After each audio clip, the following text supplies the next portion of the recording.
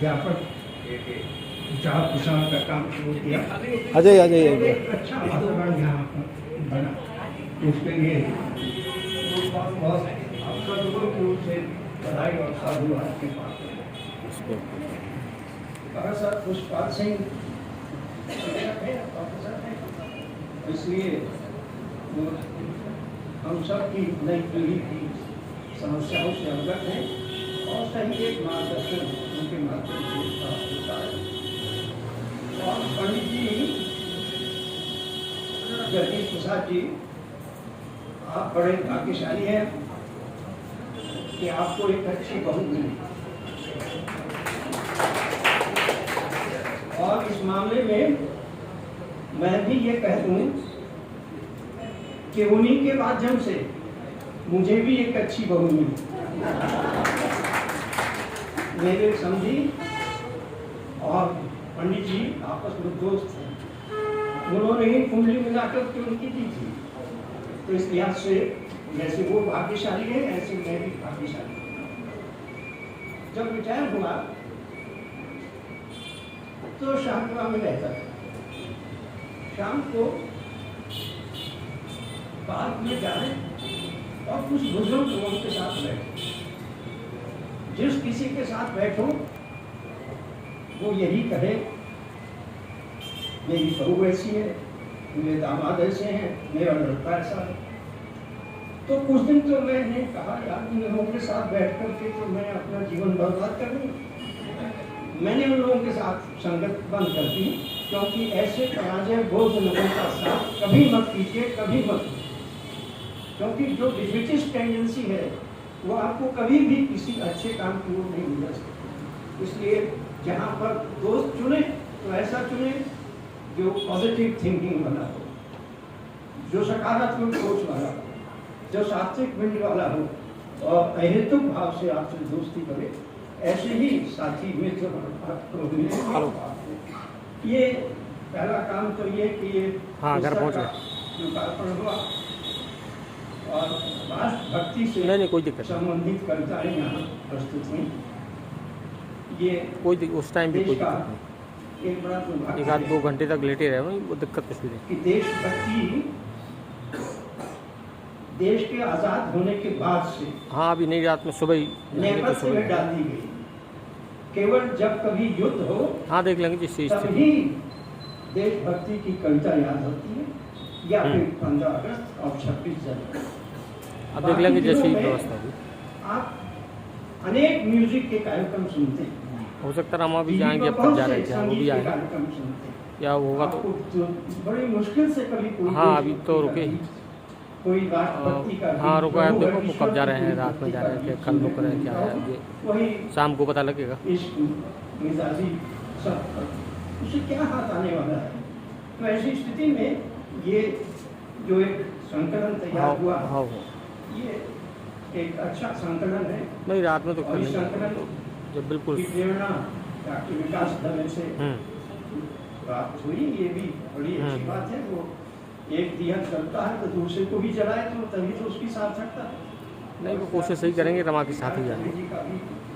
ये जो पुस्तक पूजन विधि है, काम तो होते नहीं हमारे पास तो नहीं आया, ठीक है। जब मैंने रमाई के साथ भेजेंगे उनको अपना सुषेण पर्व लिखा, तो सुषेण पर्व में मैंने इस बात का ध्यान रखा कि जब वैद्य है वो जब दवाई देता है तो उस दवाई से पहले भी मंत्र पढ़ता। जब वो वहां से दवाई तोड़ता है, वो बूटी तोड़ता है, तो भी वन देवी के सामने वो प्रार्थना करता है। तो ये जो विधि विधान है, इस विधि विधान से हम यदि पूजा अर्चना करेंगे तो निसंदेह उसका परिणाम निकलेगा, क्योंकि हर चीज की विधि है। और भारतवर्ष में ये जो विधि विधान है ये सब विज्ञान सम्मत है। मेरे पास अभी मेरी फैमिली ने एक व्हाट्सएप भेजा और उसमें कहा त्राटक दिखा दिया, कहा ये त्राटक है, आप मोमबत्ती को देखिए। अब भैया मोमबत्ती को देखिए तो सुबह शाम जो हम भगवान को आरती लगाते हैं, थोड़ा सा और थोड़ी देर तक बैठ जाइए तो आपके फाटक हो जाएगा। शंख घोष की बात है, शंख पूजा में रखने की चीज नहीं है, वो बजाने की चीज है। उसे आप बजाइए तो कोरोना दूर रहेगा, आपके फेफड़े स्वस्थ होंगे। अपने बच्चों से कहिए कि बजाए। और ये भी सही है कि हर आदमी शंख नहीं बजा सकता, उसके लिए भी प्राण शक्ति चाहिए। और उसमें भी एक विधान है, हम चार भाई थे, हम चारों में से केवल मुझसे ही शंख बजता था और किसी शंख नहीं बजता था। तो ये जो शंख इत्यादि विधि है, उस दृष्टि से ये बहुत ही अच्छा काम है। ये जो अभी कैलेंडर सामने आया, तो हमेशा इतिहास को सामने रखकर के मूल्यांकन होना चाहिए। और उस दृष्टि से मैं राजोकर जी के उस काम की जिसकी चर्चा उन्होंने की अभी, तो उसमें एक छोटी सी पॉकेट बुक से इतना सा इतनी साइज की किताब उन्होंने निकाली और उसमें नाम पते दिए और इस तरह से उन्होंने एक डायरेक्टरी निकाली।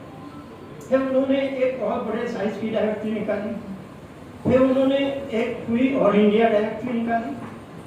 तो ये जो सब काम हैं, उन कामों के बरक्स ये नया काम शुरू हुआ। इसलिए जब हम साहित्य अकेडमी के डायरेक्टर थे तो मेरे पास इकबाल मरकज था, तो हमने एक कलम दस्ता नाम से किताब का एक एडिट किया और उस कलम दस्ता में उर्दू के शायर जितने भी थे भोपाल के लिखने वाले, उनका नाम फोटो की सुविधा में लिखते हैं और उसमें भी देवनागरी में भी, अरबी में भी, रोमन 3 लिपियों में उसको, ताकि जो पढ़ना उर्दू नहीं जानता तो वो इसका उपयोग कर सके। तो उस दृष्टि से ये जो कैलेंडर बना, चलो कोई बात नहीं, ये कर दो, नया आयाम उस इतिहास का है। इसको मैं एक दूसरे एंगल से देखता हूँ। ये कैलेंडर है और एक पंचांग है, और इस कैलेंडर में ने ये साबित किया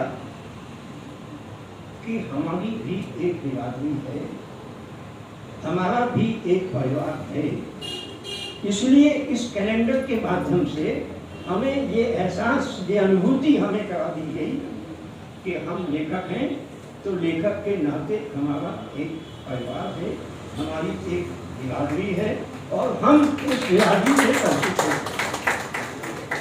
2 काम ये कैलेंडर करता है, एक तो हमें जानकारी देता है, दूसरा हमें अवसर देता है, ये समय अवसर देता है कि हम जिस व्यक्ति की जिस तारीख को जन्म तिथि है उसको हम संवाद करके उसको बधाई दें, उसको धन्यवाद दें। ये इसके साथ में एक और चीज जोड़ दी और वो है उसका ईमेल एड्रेस।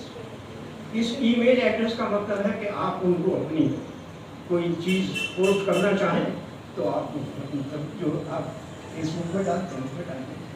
तो ये जो एक काम है, ये एक बहुत महत्वपूर्ण काम है और इस दृष्टि से हम लोग ये जो लेखकों की बिरादरी है ये हाशिए पर है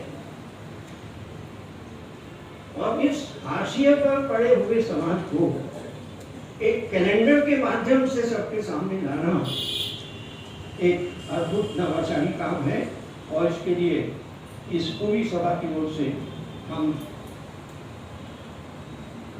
मीनू जी को बहुत बहुत बधाई देना चाहते हैं। अब ये जो कैलेंडर है इसको आगे अभी तो इन्होंने इस रूप में निकाला, अगर इस कैलेंडर में तिथि न हो, केवल हर महीने के हिसाब से जो सामने सामग्री है वही सामग्री जितने अधिक लोगों की आ सके वो उसमें दें और वो हर साल वो कैलेंडर हमारी मेज पे रहेगा। अभी तो ये साल भर के बाद कहाँ जाएगा, साल भर के बाद तो हमारी मेज पर नहीं रहेगा, हमारी दीवार पर नहीं रहेगा। क्यों? क्योंकि इसकी जो डेट की उपयोगिता है उसने इसको सीमित कर दिया है। आगे जब इसका कोई संस्करण निकले तो उस संस्करण में ये तिथि छोड़ दी जाए और केवल फोटोग्राफ और वो सारी सामग्री रहे, तो वो फिर एक बार का लिया कैलेंडर आपको जब तक आप रहेंगे और आपके सामने आपकी बिरादरी का दोस्त रहेगा, तब तक वो कैलेंडर आपके साथ रहेगा। इसलिए आने वाले संस्करण के लिए ये बहुत जरूरी है। हम हाशिए पर हैं, ये बात हम सबको ठीक से समझनी चाहिए, क्योंकि आजादी के पहले की बात की, आजादी के बाद की बात की। मैं दो शब्दों से इसको परिभाषित करना चाहता हूं। आजादी के पहले की संस्कृति हवन संस्कृति थी, और आजादी के बाद की जो संस्कृति है वो भवन संस्कृति है। ये तो पहले तो हम हाशिए पर नहीं थे, हमने लिखा, लोगों ने पढ़ा, हम जेल गए, हमारी लिखा जब्त किया गया, हमने क्रांतिकारियों पर भी लिखा, हमने सत्याग्रहियों पर भी लिखा। उस समय समाज को हमारी आवश्यकता थी, चाहे बालकृष्ण श्रवणवी हो, सोमनाथ द्विवेदी हो, कोई लंबी परंपरा है। उस समय ये सब कोई हाशिए पर नहीं थे, सब केंद्र में थे, क्योंकि समाज को इनकी जरूरत थी और समाज की उस आवश्यकता की पूर्ति करते थे। सत्याग्रह करना हो तो सत्याग्रह किया, जेल में जाना हो तो जेल में गए। और दो तरह की विधाएं थी, कुछ सत्याग्रही थे, कुछ क्रांतिकारी थे, तो गांधी पर भी लिखना और भगत सिंह पर भी लिखना। ऐसी किताबें लिखा जिसको जब्त कर दिया गया। तो ये जो उस समय हम केंद्र में थे, आज हाशिए पर हैं, तो क्यों? ये एक विचारणीय विषय, और वो ये कि चूंकि आज ये भवन संस्कृति है, इसलिए भवन संस्कृति के आते ही तो आदमी को ठेकेदार चाहिए, आदमी को इंजीनियर चाहिए, आदमी को तो पूंजीपति चाहिए, उद्योगपति चाहिए, उसे लेखक से क्या लेकर देना। तो इसलिए आज अगर हम हाशिए पर कहें, पहले हम लेखक और पत्रकार जुड़वा भाई थे, और जुड़वा भाई ने दोनों ने बड़ी हैसियत से अपना काम किया। और एक समय था कि लिखने वाले को 1 साल की सजा और छापने वाले को 2 साल की सजा। एक प्याम आजादी करके एक अखबार निकलता था, उसके संपादक को फांसी की सजा दी, और फांसी की सजा में भी उसको कहा कि इसके चेहरे, इसके बदन पर सूरज की चर्बी लपेटी जाए। इतना संतोष, इतना क्लेश उस समय के लेखकों और पत्रकारों ने किया। लेकिन आजादी के बाद हर शहर में एक ट्रायंगल बना, एक त्रिभुज बना। उस ट्रायंगल में एक तरफ शहर का, बस्ती का सबसे बड़ा महाजन, दूसरे कोण पर सबसे बड़ा अधिकारी, और तीसरे कोण पर सबसे बड़ा नेता। तो ये महाजन, नेता और अधिकारी तीनों मिलकर के ट्रायंगल बनाते थे। जिसको जो चाह दिया, जिसको जो चाह नहीं दिया, ये चलता। लेकिन समय बदला, साहित्यकार तो हाशिए पर चला गया, लेकिन पत्रकार हाशिए पर नहीं गया। क्यों नहीं गया? क्योंकि सरकार को पत्रकार की आवश्यकता थी, और पत्रकार को सरकार की आवश्यकता थी। क्योंकि सरकार को पत्रकार चाहिए और पत्रकार को सरकार चाहिए, नहीं तो विज्ञापन नहीं मिलेगा तो चलेगा कैसे? तो ये जो परस्परता थी, इस परस्परता के दौर में जो लेखक है वो पीछे रह गया, और उसकी कोई हैसियत नहीं बची। हम हाशिए पर हैं। और आप सोचिए कि महर्षि गुप्त, बच्चन जी और दिनकर के बाद कोई राज्यसभा में पहुंचा? अभी परसों चौथे एक चुटकुले के रूप में शहबाज सत्यार्थी ने डाला, योगी जी की सभा में, शपथ ग्रहण समारोह में सब लोगों को बुलाया, तो लेखकों को तो किसी को नहीं बुलाया। तो मैंने भी एक चुटकुली कि भाई आपको क्यों बुलाए? आप पहले तो अवार्ड लेंगे, और फिर अवार्ड वापसी का नाटक करेंगे, तो आपको क्यों बुलाएं? लेकिन उसके बावजूद भी ये कहने का मेरा तात्पर्य है कि लेखक की अपनी एक बिरादरी है, हम हाशिए पर हैं, लेकिन हम किसी का हस्तक्षेप बर्दाश्त नहीं करते। हमें आप हाशिए पर रहना मंजूर है। क्यों? क्योंकि हम लेखक हैं, किसी के इस या किसी उस के स्टेनो नहीं है।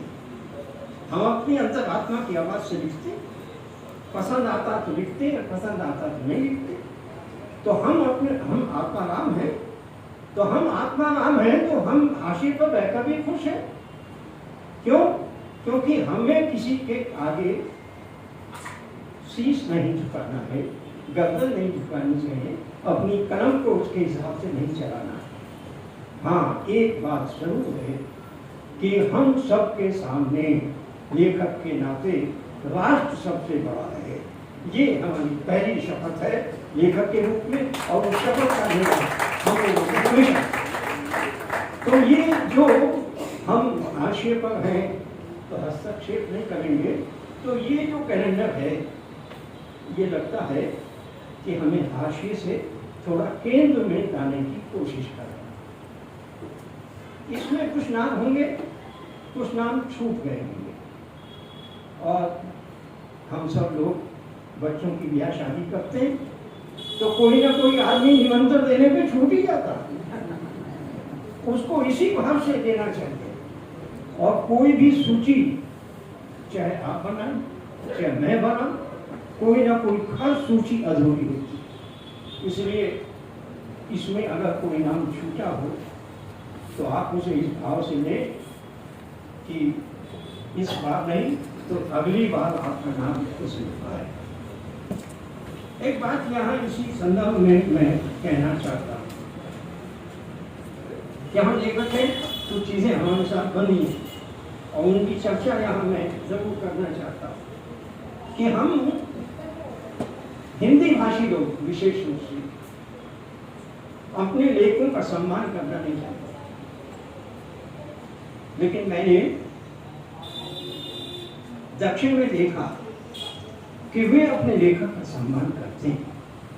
हम चेन्नई गए, बालकृष्ण रेड्डी जी ने हमें बुलाया, हम चेन्नई गए तो हमने देखा कि वहाँ भारतीय टैक्स सर्विस चलती है। तो सुब्रमण्यम भारती के नाम से वहाँ टैक्सी चलती है। सुब्रमण्यम भारती का जो फोटो है हर टैक्सी को लगा हुआ।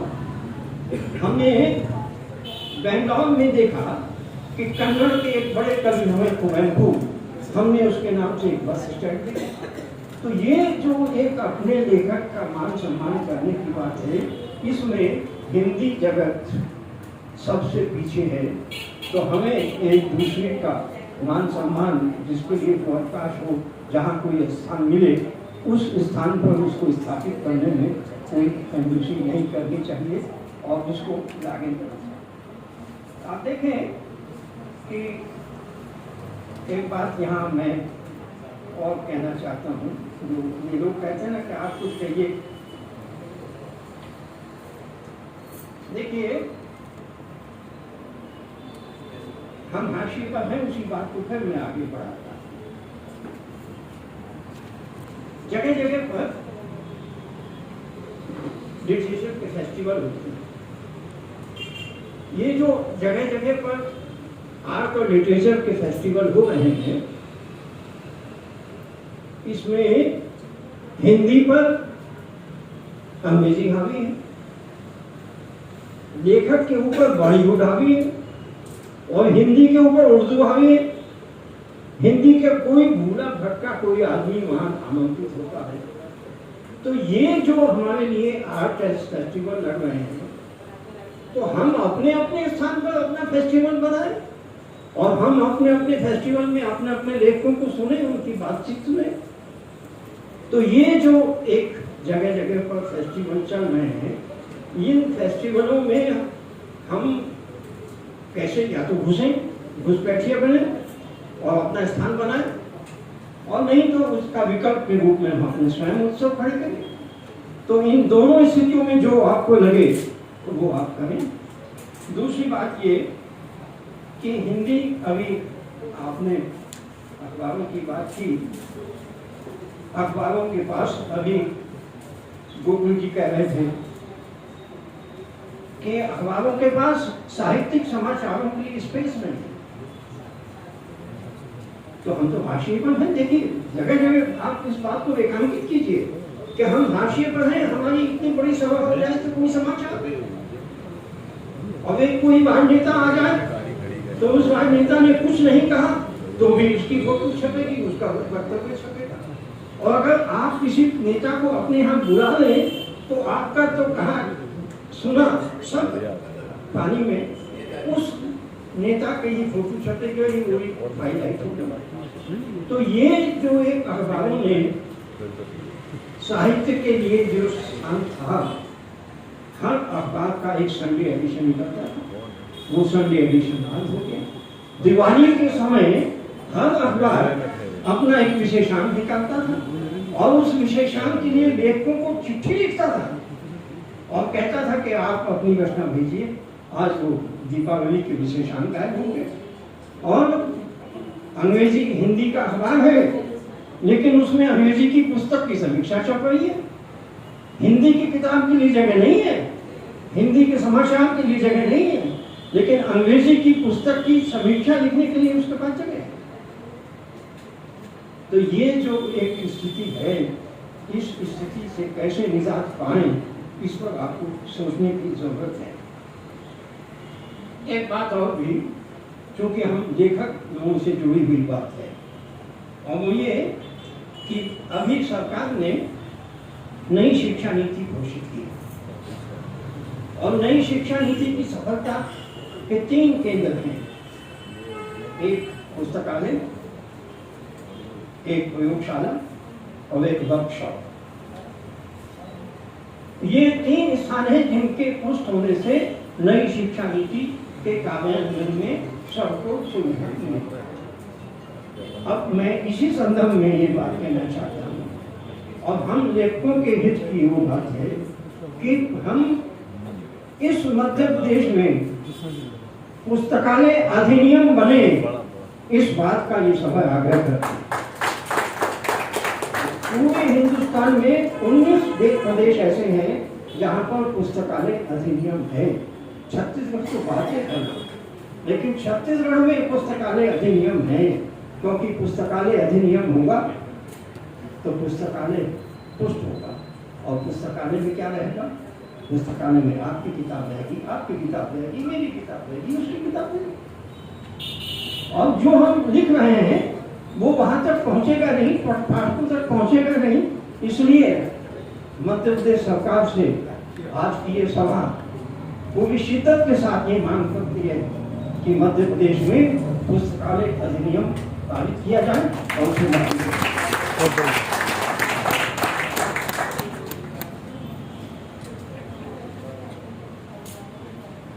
एक बात, अपनी बात कहकर के मैं समाप्त करूंगा।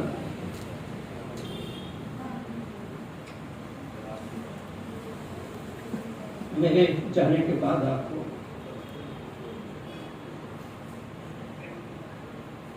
घाट पर जाने की जरूरत नहीं है, छोड़ा भी जाने की जरूरत नहीं, क्योंकि मैं तो जाने के साथ ही एम्स पर मेरी शरीयत सब चला जाएगा। इसलिए आप इस बात से निश्चित रहें कि आपको इस धूप में या सर्दी में कहीं शमशान जाना पड़ेगा। एक बात कहकर के मैं अपनी बात समाप्त करूँ कि अभी एक बड़ा काम किया विकास जी ने कि 5 साल के पुरस्कारों के लिए विज्ञप्ति निकाली। शेखर सम्मान के लिए 2 साल रखे, लेकिन प्रति पुरस्कारों के लिए 5 साल रखा। ये बड़ा काम है, इसके लिए सारा लेखक समुदाय, इससे आगे की बात, जब नया लेखक ज्वाइन करता है तो वो टेक ओवर करना चाहते हैं, तो दूसरे आदमी का काम है कि अपनी गाड़ी धीमी कर दे और उसको आगे ओवरटेक करने दे।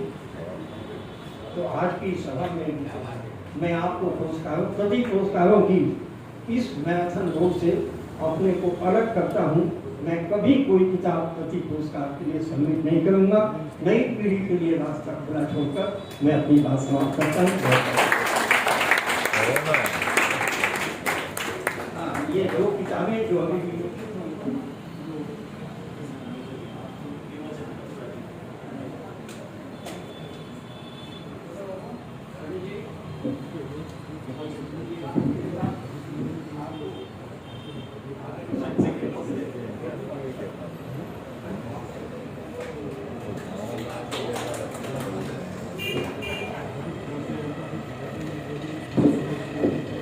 बहुत बहुत धन्यवाद आदरणीय श्री देवेंद्र दीपक जी, आपने हम सबको भाव विभोर कर दिया। आपके सार्वगर्भित उद्बोधन से सदन आलोकित हुआ, इसके लिए आपको बहुत बहुत धन्यवाद। आपने कई प्रेरणादायी संस्मरण और सद्विचारों से हमें अवगत कराया, इसके लिए भी बहुत बहुत धन्यवाद। हम आपकी बातों को सदैव याद रखेंगे और उस पर खड़े उतरने का प्रयत्न करेंगे। अभी हमारी आर्मी परिवार की सदस्यों की भावनाएं मेरे पास तक आई हैं। सभी का आग्रह है कि आदरणीय डॉक्टर मीनू पांडे जी के बारे में कुछ कहा जाए कि उन्होंने कैसे हमारे ये लॉकडाउन का जो पीरियड था उसको सदुपयोगी बना दिया। कहा जाता है कि समस्या ये नहीं है कि हल कौन करेगा, समस्या ये है कि पहल कौन करेगा। एक बहुत शानदार पहल की मीनू पांडे नयन जी ने, क्योंकि उस समय करीब करीब सभी लोग बड़े नेगेटिव थिंकिंग से ग्रसित थे, अपने अपने घरों में बंद थे और सभी जगह न्यूज़ यही आ रही थी, नेगेटिव न्यूज़ पूरे कोविड के बारे में आ रहा था। तो डिप्रेशन, निराशा, अवसाद, ये अवधारणाएं सबके अंदर घर कर रही थी। उस समय उन्होंने सबको आलोकित किया, एक नई राह दिखाई। तो कई हमारी सदस्यों ने कहा कि हमने उस दौरान ऑनलाइन प्रोग्राम करना सीख लिया। पहली चीज तो ये एक टेक्नोलॉजिकल एडवांसमेंट मिला हमको। दूसरा, उन्होंने विश्व के सारे साहित्यकारों को जोड़ दिया। मैंने खुद उसमें कमेंट्स पढ़े हैं, कहीं जापान से, कहीं नॉर्वे से, कहीं जर्मनी से। उन्होंने लिखा है कि हिंदी में वार्तालाप करके हमें बहुत अच्छी अनुभूति हो रही है। हम 20 साल से भारत से बाहर हैं, तो अब हमको एक साझा मंच मिल रहा है, ऑनलाइन ही सही। तो उनके भी उद्गार यहाँ आए हैं। और सर, हम लोगों ने 100 एपिसोड किए फेसबुक लाइव, उसमें सारे विषय कि एक प्रेग्नेंट महिला को प्रेगनेंसी के दौरान अपने इमोशंस को कैसे कंट्रोल करना, कैसे पॉजिटिव रखना, क्योंकि वो बच्चे को ट्रांसफर हो रहे हैं। वहाँ से लेके child psychology, teenage psychology, pre marriage counselling, post marriage counselling, business में, साहित्य में से लेके रिटायरीज तक, और उसके भी आगे आध्यात्म और मोक्ष पे हमारे 100 एपिसोड पूर्ण हुए हैं। और हम सबका उसमें निश्चित तौर पे ज्ञानवर्धन हुआ है। और उसमें एक विषय ऐसा है जो कि बहुत ज़्यादा हमारे काम आया, वो है साहित्य, समाज और मनोविज्ञान। मैडम से मेरी बात होती थी, बड़ी मुश्किल, बहुत मेहनत करी है। अभी भी इन्होंने 18 घंटे काम कर रही हैं। इनसे तो बात करना ज़रा मुश्किल हो जाता है। कितना लोग काम में खाना भूल जाती हैं, तो पानी पीना भूल गई कई बार। मुझे कहा मैं बॉटल ले जाना भूल गई, आज पानी नहीं पिया। तो देखिए कितना डेडिकेशन है।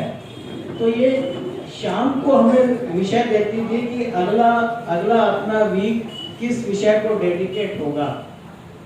तो मुझे तो बहुत आश्चर्य होता था कि इनको कैसे ये नए नए विषय सूझते हैं कि कब क्या किस पे बोलना है, कितने एपिसोड। और एक जो एपिसोड उसमें कहा मैडम ने कि साहित्य, समाज और मनोविज्ञान तीनों का कंबाइंड, तब मैंने जब उसका अध्ययन किया तो मुझे पता चला कि ये तीनों बड़े वेल कनेक्टेड हैं।